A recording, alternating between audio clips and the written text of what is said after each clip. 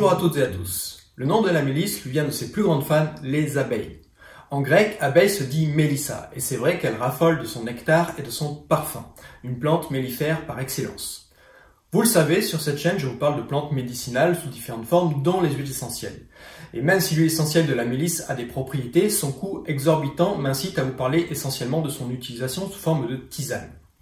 Avant d'aller plus loin, il faut savoir que la mélisse est d'autant plus efficace qu'elle est consommée fraîche. Et ça tombe vraiment bien parce que c'est une plante qu'on peut cultiver très facilement dans son jardin, sur son balcon ou même dans son appartement. Pour la présenter rapidement, c'est une plante de la famille des Lamiacées, la famille des menthes, avec laquelle on peut parfois la confondre, mais son odeur citronnée va enlever tout doute à ce sujet. Et c'est également cette odeur citronnée qui fait que parfois on la confond avec la citronnelle qui est une autre plante. En tous les cas, c'est une plante qui n'est pas originaire de nos régions, mais qui s'est très bien adaptée et qui peut maintenant être cultivée partout. Globalement, pour ses propriétés thérapeutiques, on va retenir trois axes principaux. Un premier axe dirigé vers le système nerveux et le cœur. La mélisse, par son action sédative et hypnotique sur le système nerveux, est tout à fait indiquée pour améliorer la qualité et la durée du sommeil. On la retrouve d'ailleurs régulièrement dans les tisanes du commerce pour faciliter le sommeil. Mais elle est également indiquée pour traiter l'anxiété, qu'elle soit légère ou modérée. Son action sur le cœur est intimement liée à son action sur le système nerveux, puisqu'en général, quand on souffre d'anxiété, on peut avoir des répercussions sur le système cardiaque, comme des palpitations par exemple. La mélisse va donc agir sur les deux niveaux en réduisant les palpitations et l'anxiété, comme l'a encore démontré une étude de 2015 dont je vous mets les références dans la description de la vidéo. Le deuxième axe important est lié à son activité antispasmodique et protection du système gastro-intestinal. La mélisse va vraiment aider à réduire les spasmes dans l'intestin, apportant ainsi un soulagement aux personnes qui souffrent du côlon irritable. Elle va également protéger contre les ulcères en augmentant la production de mucine. Son activité antispasmodique permet également de réduire l'intensité des symptômes du syndrome prémenstruel, comme l'a montré une étude en 2014 sur une centaine de lycéennes. En 2017, une autre étude montre que la mélisse aide également à réduire la dysménorrhée. Le troisième grand axe est lié à son activité anti-infectieuse, notamment contre l'herpès et le zona. Et là, même si son huile essentielle est très chère, elle peut être un bon complément pour les personnes qui souffrent de l'herpès en cas de poussée.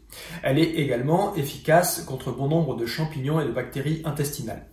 Pour compléter le tableau, on pourrait également rajouter une activité antioxydante très intéressante. Bien évidemment, tout ce qui vient d'être dit ne dispense pas d'un diagnostic médical, c'est-à-dire que si vous souffrez d'anxiété, que vous avez quelques problèmes cardiaques ou des problèmes d'intestin irritable, n'hésitez pas à consulter et demander un avis médical avant de prendre des plantes en automédication.